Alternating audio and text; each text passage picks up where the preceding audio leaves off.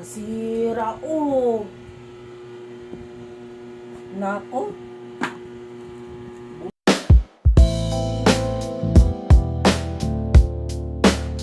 So today we are going to unbox this cargo from Qatar. Nasira, oh. Nako.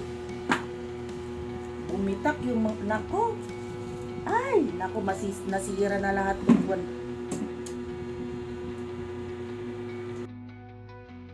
Yung panglinis to.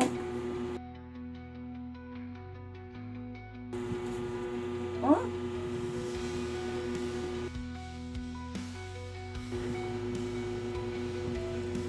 Yung panglinis yan. Wala na, sira na yan.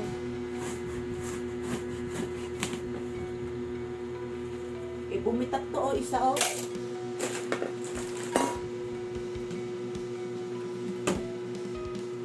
Ito.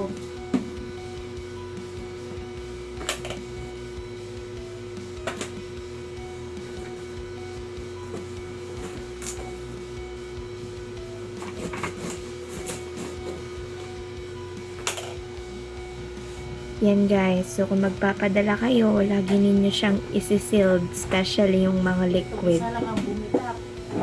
Baho! Sakit sa ilong!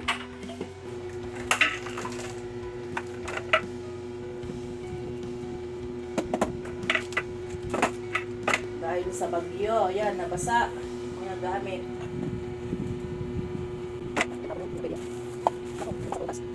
Saan yung mother? Lahat yan? Hindi ko natin pwede pa yan. Ba't pagkat nabasa, hindi mo siya pwedeng bumalik sa dating color? Ewan ko nga kasi siya eh, pabilis kasi yan eh. Hindi kanila.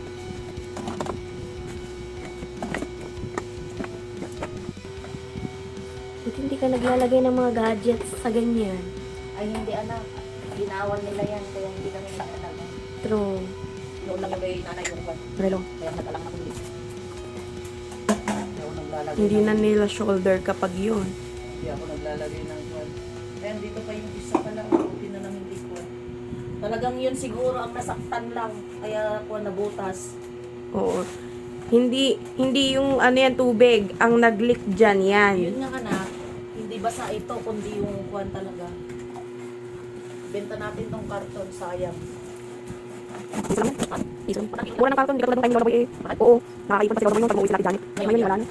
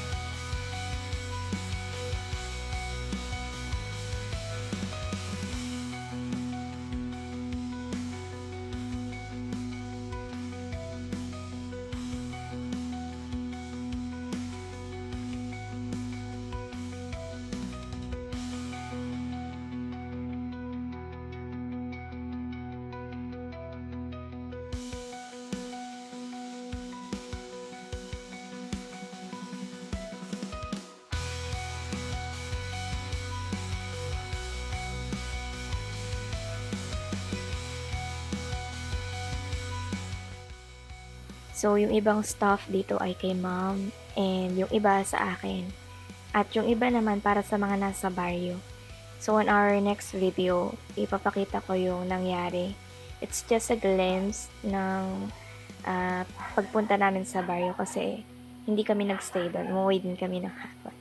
Ayan guys, thank you for watching.